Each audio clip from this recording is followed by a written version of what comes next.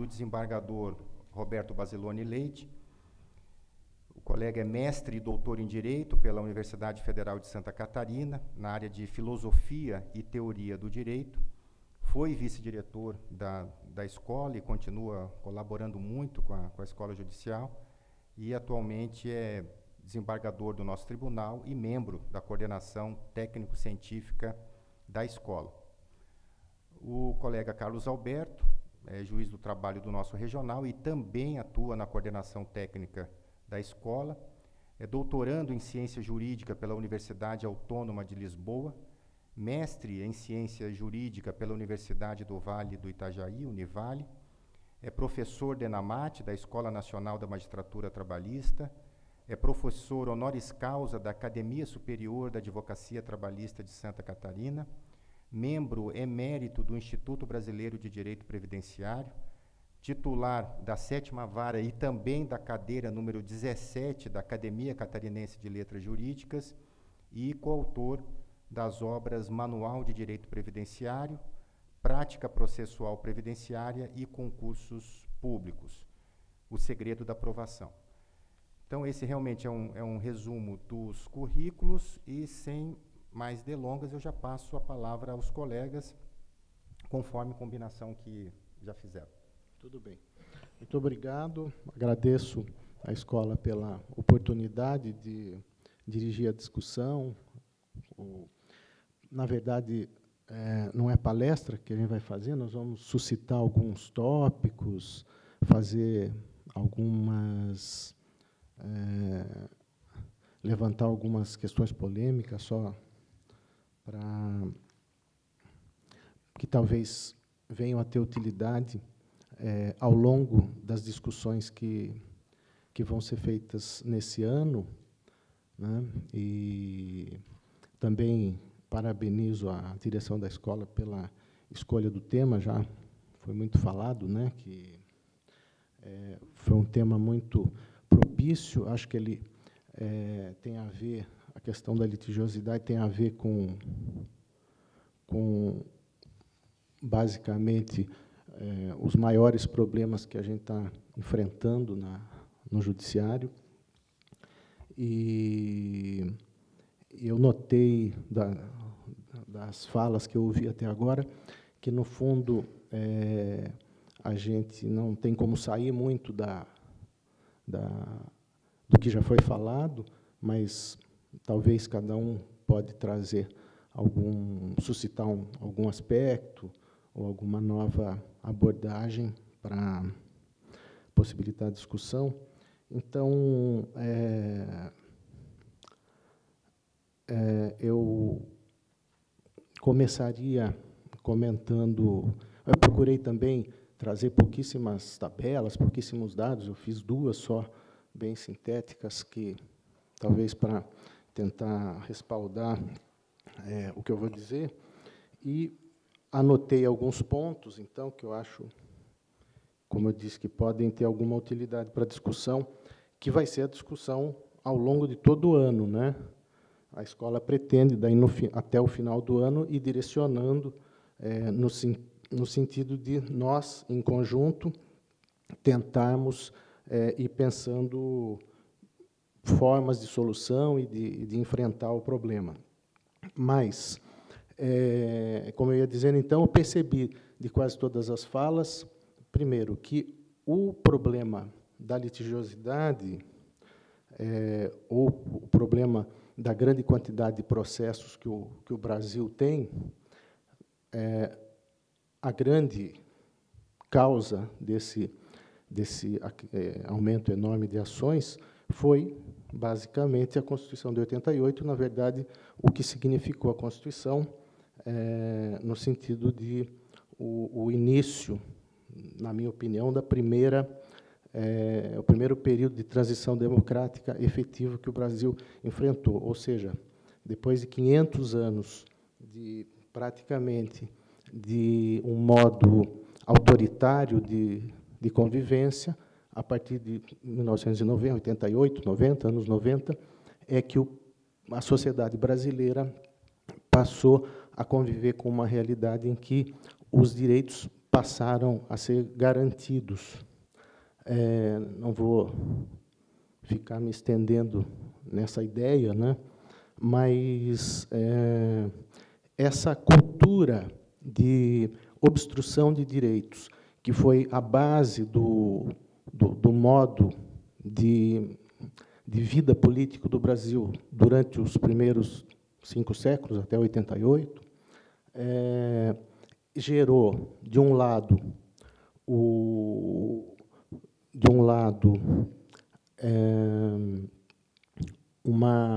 um represamento da busca de direitos, e, do outro lado, ao mesmo tempo em que os governos autoritários precisam obstruir o exercício de direitos para conseguirem se manter no poder, então, por outro lado, foi gerando, ao longo da história do país, uma cultura, essa cultura de descumprimento, que já foi comentada também, que os sociólogos brasileiros apelidam carinhosamente de jeitinho. O professor da manhã mencionou, né, que Habermas chama esse jeitinho, né, essa cultura infracional, ele chama de comportamento ou procedimento estratégico, né, ação estratégica. E eu tenho um livro do Fernando Henrique aqui, ele chama, como é que ele chama? Cultura das transgressões. Então,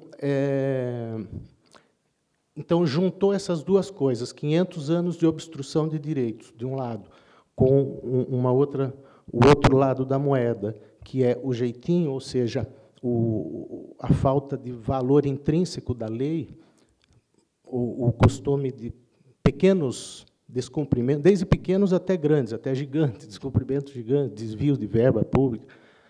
A partir de 88, se ampliou o acesso à justiça e se permitiu que as pessoas reivindiquem, então foi a explosão. Aí, esse primeiro gráfico, eu acho que ele mostra matematicamente que a base da grande litigiosidade, a grande base está aí, nessa cultura infracional, essa falta de efetividade, essa falta de valor intrínseco da lei e até das instituições, né? Isso é bem claro. Eu acho que nem ministro do Supremo respeita as instituições como instituições no nosso país, quanto mais. Mas, então, esse gráfico, eu procurei pegar os dados do 2007 para frente, tem no CNJ. Aquele primeiro eu peguei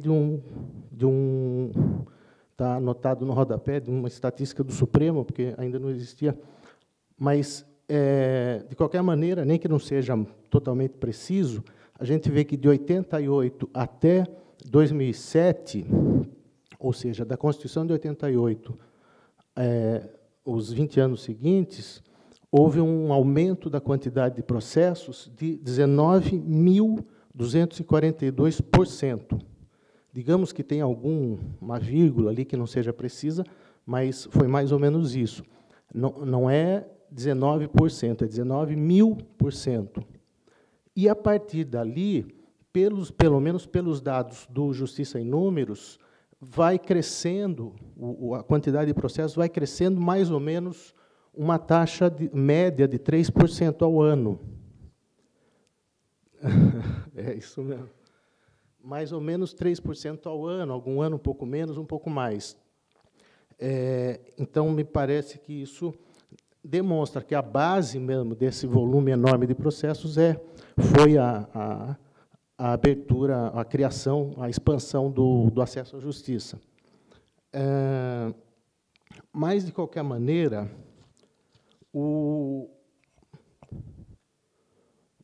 quando a gente pensa sobre a litigiosidade, a primeira coisa que vem à cabeça é sempre essa questão de número, né? Questão numérica, do aumento de quantidade. E, por isso, aí eu resolvi pegar só mais um dado do CNJ, e eu peguei a coluna dos casos novos por magistrado. Deixa eu ver como é que... Deixa eu ver se eu vou saber usar aqui. É isso. O CNJ tem, dentre aqueles dezenas de dados ali, tem uma coluna que analisa casos novos por magistrado. E eles têm ali por Tribunal do Trabalho e dividido, inclusive, em primeira e segunda instância. E até eu vou ser honesto, eu não conhecia esses dados, né? E agora que essa tabela eu fui pegando ano por ano e lançando aqui. E o que a gente percebe aqui, partindo do pressuposto que esses dados estão corretos, né, é que, então, ele confirma aquela ideia de que o aumento, em termos quantitativos, é mais ou menos 3% ao ano.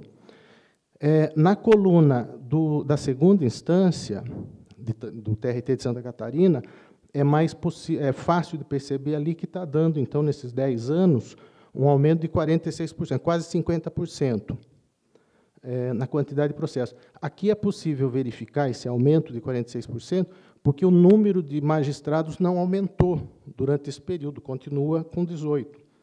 Como, na primeira instância, houve algumas criações de cargos, então, esse aumento de 45% na quantidade de processo acabou se dissolvendo e ficou ali o resultado, como eu estou dizendo, pelo menos por essas estatísticas do CNJ, teria havido um aumento quantitativo de 1% na quantidade de processos na primeira instância, considerando que não é quantidade de processo, é casos novos por magistrado, porque, como aumentou também a quantidade de magistrado de primeiro grau, então, deu aquele resultado. Então, quando eu vi esses dados, eu passei a me questionar, mas como é que a gente sente na pele esse aumento nítido, dramático do volume de trabalho?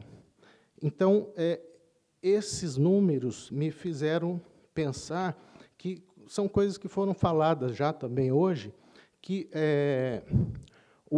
a questão talvez não seja, não está totalmente... Lógico que a base é a quantidade de processos, mas o aumento da nossa carga de trabalho talvez não esteja tão diretamente ligado ao aumento da quantidade de processos, mas sim, o que já foi falado hoje, o aumento da quantidade de pedidos por processo, né, como foi mostrado, aquele Z, AA, BB.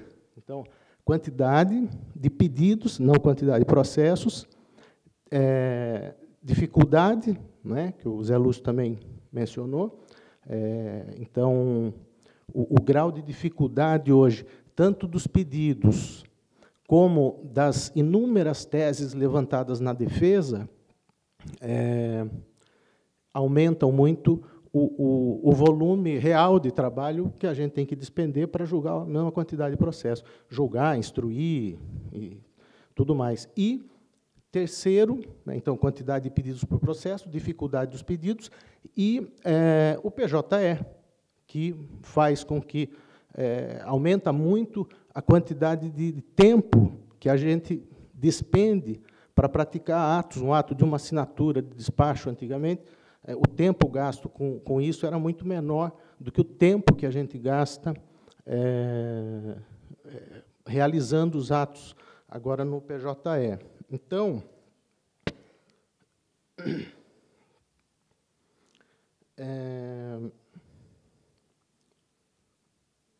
eu vou pulando, não vai dar tempo de eu falar todas essas...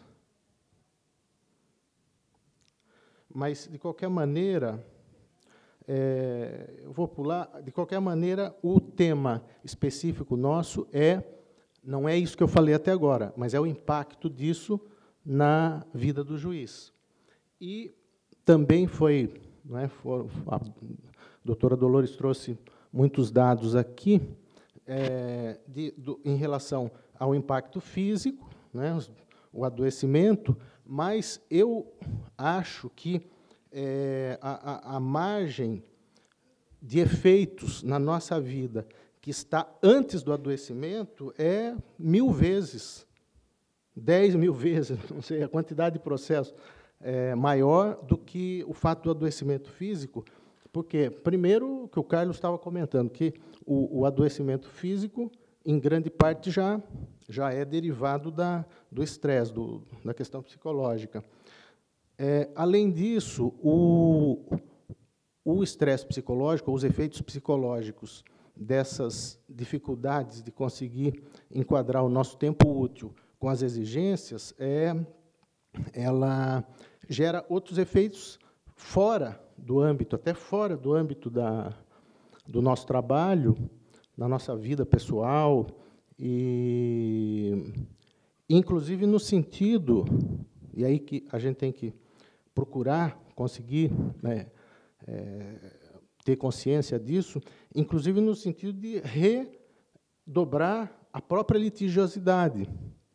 Porque quando você está cansado, está estressado, ficou a tarde toda fazendo audiências, então a gente mesmo pode acabar, de alguma maneira, tendo dificuldade de, por exemplo, maior dificuldade para conciliar uma situação que seria conciliável, ou a gente pode contribuir até para a litigiosidade com dificuldades no relacionamento, com os servidores, com os advogados, às vezes com colegas, ou até em casa, na família, né? Isso nós sabemos bem, né, que a questão psicológica tem todos esses reflexos. E eu vou fazer algum comentário também, eu acho que isso é interessante, só para suscitar a discussão, né? Sobre a questão da punição.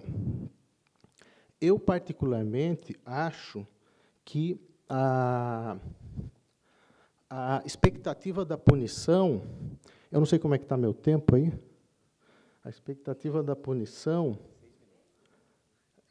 eu estou preocupado porque já cortaram o lanche e já é culpa nossa. Isso já está gerando um estresse, provavelmente. Mas eu acho que a expectativa da punição é imprescindível para você garantir que o cidadão tenha como um fator de estímulo do cumprimento espontâneo das leis, espontâneo nesse sentido filosófico, né? Porque espontâneo, ainda que seja mediante efeito pedagógico do medo da punição, mas espontâneo no sentido de não ser coagido a cumprir a lei. E o Alessandro, acho que até escreveu esses dias um texto, obrigado, que não é só a punição, né? Para você estimula, para a sociedade ou para as instituições estimularem o cidadão a cumprir a lei espontaneamente, como eu disse, nesse sentido cívico, né? São 3 fatores. Primeiro, educação, base cultural. Segundo, medo da punição, ou a punição, que vai gerar o medo da punição. E infraestrutura. Né? O cidadão tem que ter uma infraestrutura fática que permita a ele cumprir a lei, desde que ele queira. Agora, como eu disse, um ponto assim só para que eu gostaria de ressaltar, mas eu já vi que os que me antecederam mencionaram de alguma maneira. Vai ser inevitável, inclusive, um dos tópicos é a litigância em má-fé, então, essa discussão não só seria inevitável, como faz parte do tema. Então, eu procurei o dado, também isso está nos relatórios do CNJ, acho que nos últimos 10 anos, não sei, há muito tempo que o percentual de improcedências na Justiça do Trabalho é 7% de improcedências totais. É óbvio que nas procedências em parte, tem pedidos improcedentes também. Mas a preocupação, como eu disse mais uma vez, acho que, particularmente, mas eu respeito quem... Né, eu sei que tem uma corrente que acha que não, mas eu acho imprescindível punir quem desrespeita a lei. A punição é um dos 3 fatores. Também não acho que só a punição, como eu já disse, só a punição não funciona. Precisa ter base cultural e infraestrutura também.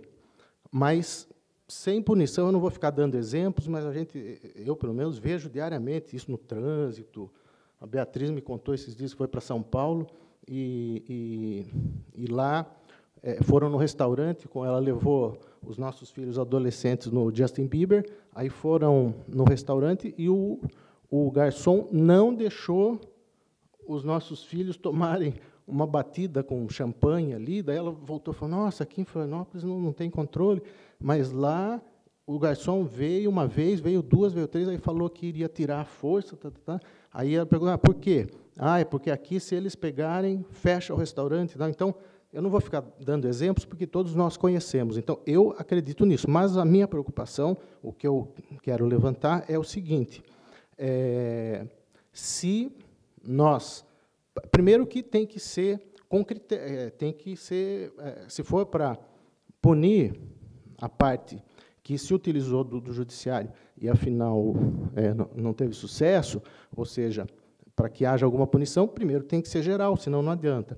E, se nós resolvermos, ou institucionalmente, que a parte que os pedidos improcedentes, a parte que faz um pedido e perde a ação, deve sofrer algum tipo de ou punição ou custeio, então a pergunta é, e quem fez a máquina judiciária se movimentar porque descumpriu o direito, ou seja, nos pedidos procedentes?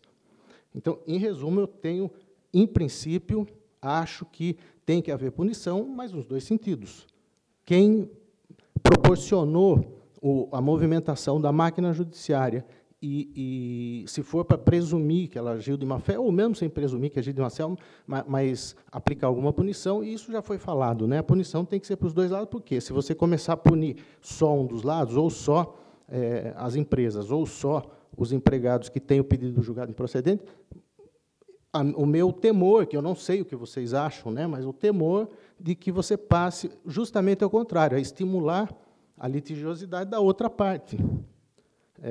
A que não está sendo punida, e, sobretudo, considerando esse dado estatístico, que 7%. Então, digamos que a gente consiga desestimular esse 7%, passando a presumir que todos os pedidos improcedentes foram de má-fé. Nós vamos resolver o problema, e os outros % que, né, fizeram o judiciário se movimentar, vai haver punição ou não? Então,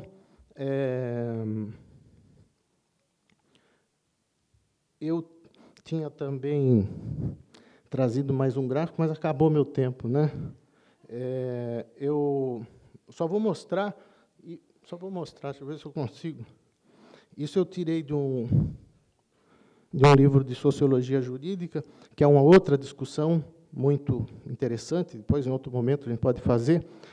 Só que eu queria ressaltar ali, eu anotei aqui o livro, se querem saber, do Introdução à Análise Sociológica dos Sistemas Jurídicos. É de um autor francês, André Jean Arnaud, e ele divide os modos de solução do conflito de interesses em 6 níveis. O nível judiciário é o 5. Antes disso, o primeiro é a relação jurídica normal, ou seja, aquela relação jurídica que não se transforma em litígio, né? As partes cumprem o contrato espontaneamente. A partir do 1, começam os modos de solução. Então, eu não estou enxergando direito daqui, o modo alternativo, informal, não... Deixa eu ver no meu aqui. Eu não tenho. Não estatal.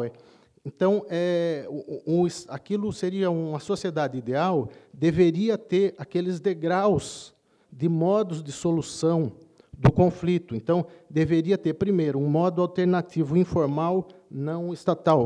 Eu imagino, nós não temos no Brasil, mas eu imagino alguma coisa como uma igreja ou uma associação de amigos de bairro, que ela é não estatal e é informal. Aí não resolveu um modo alternativo formal não estatal.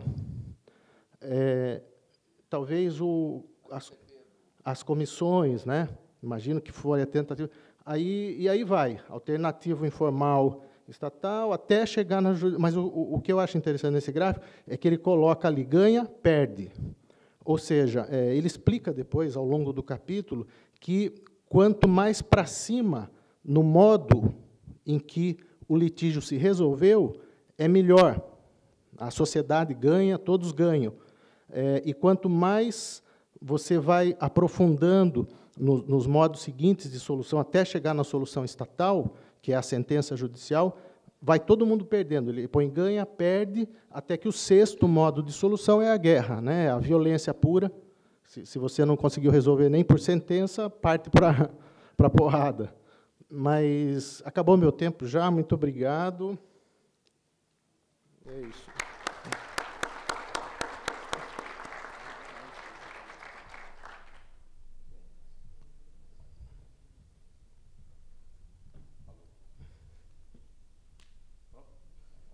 Boa tarde, colegas. Bom, não? Agora sim, pronto. Então tá, boa tarde, colegas.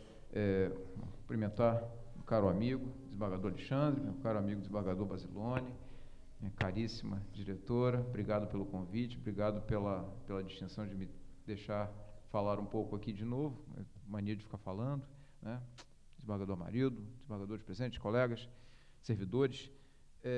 Bom, o tema não é jurídico, então eu vou tentar ao máximo não ser jurídico. É um exercício importante, né, para a gente tentar chegar perto ali da saúde, sem, evidentemente, praticar charlatanismo, né, porque, afinal de contas, médico não sou, mas me parece que essa ideia muito bem-vinda de discutir a litigiosidade, aqui só repito mais uma vez que o tema é feliz, porque o tema nos une, né, e aqui o nosso vice-diretor também tem parcela de responsabilidade nisso, né, assim como toda a coordenação, da qual faço honrosamente parte também, mas eu acho que esse tema une o tribunal, une a todos nós. Esse tema é comum. Eu acredito que nenhuma pessoa que exerça sua função no Tribunal Regional do Trabalho de Santa Catarina, ou em qualquer tribunal do país, não esteja unido por esse mesmo ponto. E aqui, então, eu começo a falar dessa questão ligada, então, à saúde. Eu não, realmente, apesar de, né, eu até me limitei e não fiz perguntas nos outros painéis, porque eu já tenho meu tempo de fala. Se sobrar tempo eu falar da saúde o suficiente, eu consigo falar um pouquinho e dar pitaco, eventualmente, algum tema jurídico, mas vou tentar me limitar exatamente ao tema. Bom, muito bem. Para que lado eu aponto? Para cima é o suficiente? Aí é o último. Pronto, então. Entrando repetidamente, né, como disse Basilone, os temas acabam se permeando, né? Então, a fala do nosso professor de Sociologia introduz muito bem a discussão, porque, na verdade, nós vivemos em sociedade, consequentemente, estamos impregnados dela e ela nos impregna de certos comportamentos. E é evidente que isso reflete na jurisdição também, porque o jurisdicionado, bem como aqueles que representam esses litigantes, são pessoas imbuídas e integrantes dessa mesma sociedade, portanto, estão, de alguma maneira, interligados, todos nós estamos interligados por essa mesma condição de comportamento social. Não é? Não que nós todos furemos fila, não que nós todos queremos subornar o guarda, não é isso que eu estou dizendo. Mas nós vivemos e convivemos com essas pessoas. Queiramos ou não queiramos, essa é a nossa sociedade, essa cultura que se referiu Basilone, ela é a cultura de onde nós exercemos a jurisdição. Não é? E aí nós vivemos, né, a cultura do jeitinho, a cultura infracional. Tem um texto muito bacana do Basilone sobre isso, eu me referi a ele, mas eu disse não trouxe, não pensei, porque fiquei com receio de haver aqui uma repetição por conta do autor estar exatamente aqui do meu lado, mas essa preocupação de que realmente existe, né, aquilo que eu costumo brincar fazendo a metáfora das rodovias, né, brincando mais um pouquinho, eu chamo de princípio da Polícia Rodoviária Federal. Você, né, colegas do interior vieram para cá, enfrentaram uma BR. Consequentemente, provavelmente tenham andado na velocidade máxima permitida. No entanto, devem ter sofrido várias ultrapassagens acima da velocidade permitida, salvo em um período da estrada, onde aparece a placa Polícia Rodoviária a 500 metros. Ali, ninguém descumpre a lei. Então, observem, onde o poder de polícia está, não precisa o judiciário atuar. Ou seja, se a fiscalização funcionasse bem, isso já foi dito aqui, falta de poder executivo impõe maiores responsabilidades, ou toda a responsabilidade, sobre o único poder que funciona de fato, infelizmente, é o poder judiciário. Então, isso cai conosco. A justiça substitui essas instâncias outras que solucionariam os conflitos, ou nem deixariam de existir. Haveria uma prevenção de acidente de trabalho, prevenção de não pagamento de FGTS. Então, agora tem um frigorífico que, além de vender carne estragada, mandou todo mundo embora, e o FGTS, adivinha, não foi recolhido. Ora, que surpresa! Porque não há meio mau caráter, se é que me entendem, não é? Quem vende carne estragada também não trata seus trabalhadores de modo tão diferente, né? Aliás, dizia Bismarck, né? Como são feitas as leis e as salsichas, é melhor que o povo não saiba, né? Então, e aí nós caímos na questão da litigiosidade. A palavra-chave do nosso debate é a litigiosidade. E aí nós temos que, talvez, separar joio de trigo. É o que a gente tem tentado, eu acho que vamos tentar, durante o ano, fazer isso.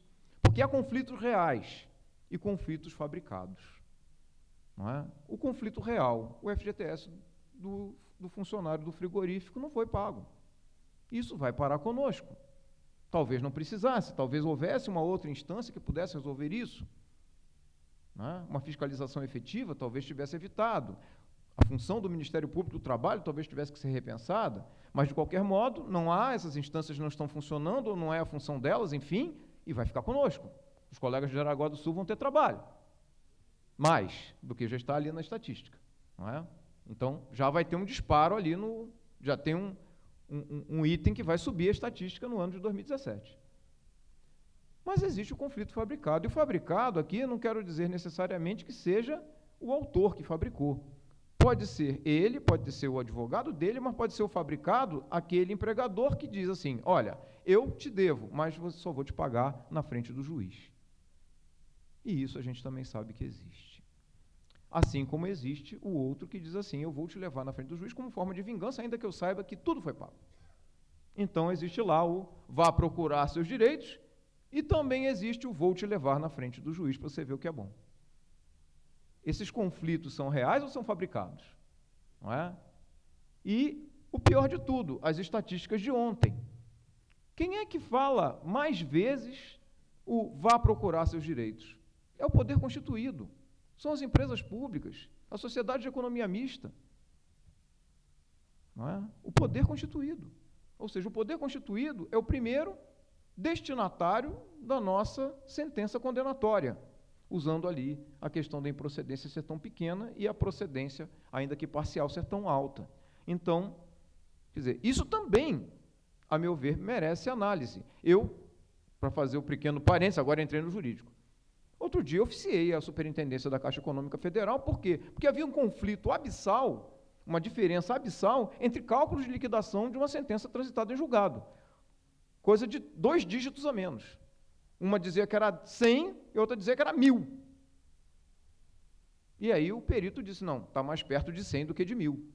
Eu, não satisfeito, sancionei, e aí a questão da má-fé, dentro da linha do Basilone, sancionei a empresa por ato atentatório à dignidade da justiça, a Caixa Econômica Federal, por ato atentatório à dignidade da justiça, e mandei oficiar a chefia em Brasília, porque eu acredito que isso não seja uma conduta que possa ser minimamente admissível, quiçá de uma empresa privada, muito menos de uma empresa, né, do governo. Então, é por aí que a gente tem que caminhar, me parece. Não dá para agir, não dá para admitir que isso aconteça da forma como está acontecendo. E aí, claro, né, nós temos os conflitos causados por uma sociedade que, além de ser complexa, muito perdida, talvez, em valores, né, e com uma cultura infracional, aquela coisa do individualismo, de ninguém conversa mais com ninguém, e as relações estão atomizadas, o almoço em família, de que a desembargadora Ana Carolina falou ontem, para citar detalhes de como nós estamos pulverizados nesse mundo fluido, né, como diria Bauman. E aí, aquela pergunta também, né, conversaram sobre a possibilidade de acordo? Se a gente fizesse uma estatística, 90% diria, não conversamos, ficamos do lado de fora, talvez olhando o WhatsApp. Os advogados olham o WhatsApp meia hora esperando uma audiência, mas não conseguem conversar com seu colega, porque antes de adversários, são colegas. Adversários são o autor e o réu. Advogados são colegas, como nós somos colegas, né? Então, não vejo como os advogados sejam litigantes, mas eles são. Eu não consigo entender como profissionais possam entrar nessa situação de litigantes, né? E aí caímos na condição, que até mencionado no coffee break, ó, eu não copiei, tá, Valquíria, já estava pronto. Enxugador de gelo, né? A gente lá na 7ª vara, né, dizia, enxugando gelo no sol de 40 graus.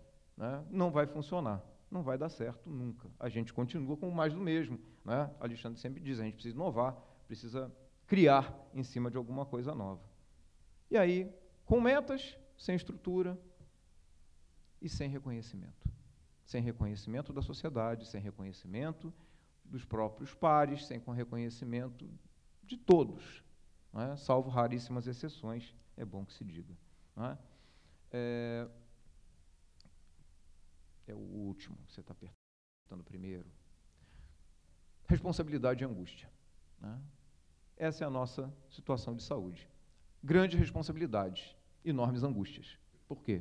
Porque não podemos nos livrar delas. Não liquê é vedado. Até achei interessante, eu estava vendo ontem, ou hoje de manhã, agora já não lembro mais, feito do Tilenol, porque eu vim sob efeito de Tilenol, tá, diretora? Eu vim falar da saúde, mas eu estou com a virose, né? Mas eu segurei as pontas. Um juiz criminal absolvendo lá o sujeito que tinha ficado 60, 90 dias numa prisão provisória, mas que, não, na verdade, não tinha culpa. Ele colocou, que se declararam não liquê. Eu disse, não entendi. A gente não pode declarar não liquê. Mas, enfim, estava lá. Está lá. Olhem no Bom Dia Brasil. Lembrei, Bom Dia Brasil. É problema de saúde, é retardo só de lembrança. E aí, observe, né? Dentro da literatura, há quem diga, né, que, mesmo lá nos Estados Unidos, onde dizem que é o melhor lugar do mundo, né, onde as leis funcionam e tudo mais, né, olha lá, quando os julgados se acumulam, os juízes também ficam angustiados. Evidente, eles são iguais a nós. Eles têm umas coisas diferentes, presidentes diferentes, sistemas diferentes, né, mas são de carne e osso, são juízes. Né, e, no entanto, né, diante de outras circunstâncias, né, o juiz continua firme no seu propósito, né, mas sujeito ao estresse. Né? Então, quer dizer, o estresse, já mencionado aqui, né, é inerente à função, porque nós lidamos com conflito, e quem lida com conflito lida com estresse alheio, consequentemente acaba, mesmo que seja a pessoa mais light do mundo, o estresse lhe apanha. Não é? E isso vai ter níveis diferentes, nós vamos ser apanhados de modos diversos, está aí porque talvez o número de pessoas que têm problemas e acabam se afastando do trabalho, parênteses, a estatística é muito proveitosa da doutora Dolores, mas falávamos antes, essa estatística ela ainda é uma subnotificação, porque vários dos nossos colegas têm problemas de saúde, porém não se afastam. Eu preciso fazer uma cirurgia nesse dedo, mas, no entanto, ainda não fiz. Eu tenho um Lerdort aqui no meu dedo, e deve ser o PJE, porque é a mão do mouse. Então, a nossa estatística está defasada, pelo menos em um ponto, eu. E eu acredito que mais gente vai levantar a mão se eu fizer a estatística rápida aqui. Não é? E aí, bom, essa foi a nossa escolha. Todos, tenho certeza, fizeram essa escolha de livre, espontânea vontade e felizes da vida, como, aliás, foi dito ontem, né, mais uma vez, fazendo menção à desembargadora Ana Carolina. E foi o dia mais feliz da vida de muita gente, a minha também, com certeza foi um sonho alcançado. Não é? No entanto, nós temos os nossos pesares. Não é? E aí entra trabalho não como prazer, a vitória se torna, com o passar do tempo, sofrimento. Por quê? Bom, nós temos ali, não é? Essa luta feroz entre vencer aquilo que nos é colocado e não podemos proferir o não lhe quer, então precisamos dar conta do recado, e apesar de trabalharmos tanto, a pendência é maior do que fizemos além. Não é? Foi a estatística, mais uma vez, da primeira fala de ontem. 30% a mais, 60% a mais de pendência. É mais do que enxugar gelo. Na verdade, nós estamos numa enchente, né? Tentando remar e a catarata de Iguaçu puxando a gente ao contrário. Não é? E aí o que acontece? Qual é a nossa qualidade de vida? Não é? Porque nós temos que parar e refletir nisso. Eu não vim para dar respostas, eu vim para causar reflexão, essa é a ideia, não é, diretora? É refletir. Que qualidade de vida nós temos? Se nós levamos 84% de nós, de novo, me parece que a estatística aqui me parece correta, mas talvez não, porque PJE é uma novidade, então nós precisamos repensar, fazer sugestão, refazer a estatística. Não é? Quantas pessoas eu levo para casa? Eu trabalho fim de semana, eu trabalho de noite. Eu respondo sim àquelas 3 perguntas. Eu trabalho nas férias também. Não é? E aí, diante de um PJE, diante de uma demanda, diante de uma pendência cada vez maior, nós temos condições presentes de reverter esse quadro? Se não temos no presente, nós temos como reverter isso no futuro? Como? Essa é a questão que se coloca. Não é? Então, muito já foi dito, muitas informações, muita coisa interessante já foi dita. Aqui, rapidamente, um autor, me parece que é da medicina, Maslow, né, muito parecido com a mesma identificação da saúde ali que a doutora Dolores colocou, identifica as necessidades humanas sob um ponto de vista do básico para o menos básico. Né? Então, as necessidades básicas são as necessidades fisiológicas. Nós chegamos depois às necessidades de segurança, quer dizer, segurança não no sentido de estar seguro em um lugar, mas segurança no emprego, segurança familiar, etc. E aí entramos nas questões de estarmos bem na sociedade, estarmos bem dentro da nossa família, e chegamos àquele ponto, digamos, lá, quase da saúde espiritual, ou do bem-estar espiritual. Não é? E aí, ainda que, passando rápido, isso depois vai ficar disponível, né? Eu pergunto, nós estamos em que andar daquela escala ali? Será que o item 2 já nos resolve? Nós temos segurança no nosso emprego, mas nós temos segurança na nossa aposentadoria? É claro que eu tinha que tocar no assunto, e a resposta é, não sei, não é? Então, talvez nós, né, dentro de uma ótica, a sociedade talvez nos veja no nível 5, mas nós estamos no 2. E o nosso trabalho é esse, e nós não vamos sair dele. Depois eu vou falar das saídas. O nosso trabalho é repetitivo, é um problema físico, já falei do meu dedo no gatilho. Nós temos um sedentarismo imposto, porque o nosso trabalho é ficar sentado numa sala de audiência, ouvindo a Deus e o mundo. 1h e 56 minutos só para ouvir o autor e o réu, né? De um processo. Numa pauta de 10 a 12 audiências, média brasileira, por assim dizer. E aí eu não consigo vencer a pauta, eu não consigo vencer o prazo de prolação de sentença, eu tenho um estoque, eu tenho uma taxa de congestionamento e, quer dizer, isso tudo vai gerar de novo o tal do estresse. E aí começam os problemas que vão lá bater na estatística, mais uma vez, de 33% de afastamentos causados por problemas psicoemocionais e não por problemas necessariamente osteomusculares, que seria o mal que, digamos assim, a geração que entrou antes tinha, era Lerdort, era ficar muito tempo sentado. Hoje não, você tem um problema muito maior ligado aí à parte psíquica. Não é? E ainda temos uma coisa que eu vou deixar aqui como reflexão polêmica, uma litigiosidade entre nós. Esse entre nós é entre nós aqui, porque nós litigamos conosco mesmos. Foi dito aqui, assim, em linhas gerais, né? Bom, há um procedimento, né, quando o advogado quer escolher o juiz, e aí ele manda as testemunhas para casa, e aí o juiz diz, não, eu não deixo, não, você tinha que ter trazido, e aí vai lá o tribunal reforma. Enfim, outras coisas que foram ditas por aqui. Não é? Então nós precisamos, já que o tema nos une, nós precisamos nos unir. Já que o tema nos une, nós precisamos nos unir. Nós precisamos nos ouvir. Me parece que seja esse o grande problema, porque quando nós damos uma resposta minimamente uniforme para a sociedade começa a se conformar ao que nós decidimos. Entra naquela questão da pedagogia da jurisdição. Não é? Bom, já foi dito aqui, o estresse é base dos problemas, até mesmo dos problemas que não são psíquicos, né? Porque se eu tenho uma lerdorte é porque eu estou todo tenso, eu estou todo contraído. Né? Então,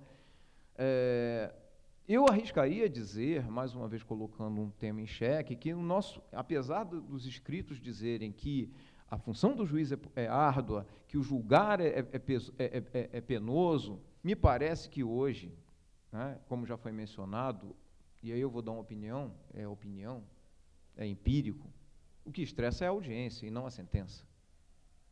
A sentença você faz sossegado, lá no teu cantinho, a hora que deu e tal, ainda que você faça em casa, nas férias, fim de semana, mas você está ali. Né? Eu e as minhas circunstâncias, diria lá, né? O poeta. Mas no conflito da audiência, você está lá e não há o que fazer. Não é? Aí nós temos aquela história, tempo perdido. Quanto tempo perdido numa sala de audiência? Porque se fosse uma audiência onde só se discutisse o direito e as provas viessem sem nenhuma tentativa de ludibriar aquele que está ali a dirigir a audiência, seria completamente diferente a nossa vida. E eu acho que todos nós idealizamos isso quando entramos na carreira. No entanto, não é assim. Não é? Vou caminhar para o fim. E aí, vou deixar mais uma pergunta no ar, já que as provocações estão nesse sentido. Jeitinho e má-fé. O que é uma coisa é a outra, são coisas diferentes, nós precisamos punir ambas. A gradação, se formos punir ambas, não é? O que nós vamos tolerar? Tolerar o jeitinho significa dizer à sociedade continue assim? É mais ou menos o que Basilone disse, só com outras palavras. Não é? E aí o nosso tempo livre, o nosso tempo com família, com amigos, onde fica? Seu trabalho em casa, fim de semana e nas férias, que seria, então, o direito ao ócio. Nós concedemos, nós julgamos isso e nós não temos isso. Então, é isso que a gente tem que refletir. Não é? Nós temos paradigmas, nós temos questões morais, me parece que as questões, né, envolvendo especialmente a questão da ética nos tocam muito e isso também nos aflige. Não é? Será que a questão se resolve apenas pela uniformização da jurisprudência via disciplina judiciária ou fóruns e debates de maior duração nos dão mais possibilidades? Como a gente pode compreender o nosso próprio problema? Conversando me parece uma boa saída. Estamos fazendo isso, estamos dando a largada aqui, me parece. Saídas? Aeroporto, ganhar na Mega Sena? Não. Vamos pisar no chão, né? Essas a gente vai ter que responder depois, não é agora. E o principal é o seguinte, a Mega Sena é só no sábado agora, né? Que legado a gente vai deixar? Que legado de magistratura, que legado de judiciário, que legado de sociedade nós vamos deixar? Porque não pode ser o legado onde pessoas entram numa atividade e saem doentes. Nós vamos trabalhar mais, parece, todos nós e quem entrar depois de nós. Nós não podemos ser aposentados por invalidez. Nós devemos ter o direito de ter velhice com dignidade, assim como a gente declara para todos os trabalhadores. Né? Considerações iniciais e não finais. Né? Qualquer profissão que seja capaz de criar tais níveis de estresse em quem a exerça, exige uma atenção a fim de que o bem-estar não só destes profissionais seja preservado, mas também para que a sociedade possa ser protegida das consequências que o estresse excessivo pode acarretar. Essas duas autoras fizeram um trabalho no TRT 15 sobre a saúde dos magistrados. São duas médicas falando sobre a preocupação com o estresse do juiz. E um outro trabalho que foi desenvolvido no CNJ, já em 2015. O trabalho é um meio essencial para a busca do sentido. Isso reforça a ideia de que o conceito de saúde deve ser entendido como um processo que perdura ao longo da vida e que está relacionado com as possibilidades que o sujeito tem para agir no mundo, isto é, as possibilidades que cada um tem para construir no seu meio social a sua vida, mas não só qualquer vida, uma boa vida. A busca da felicidade. Voltamos a Aristóteles. Meus caros, eu vou terminar, perdoem-me, eu avancei um minutinho ou dois, eu só vou pedir mais 10 segundos. Quero homenagear duas pessoas aqui na minha fala. Primeiro, um que está aqui, meu amigo Fabrício. É uma alegria vê-lo aqui, nesse tema. Tá? E a outra homenagem é alguém que não está conosco, Marcos Pina Muniaini. O tema e a minha fala em homenagem a ele. Obrigado.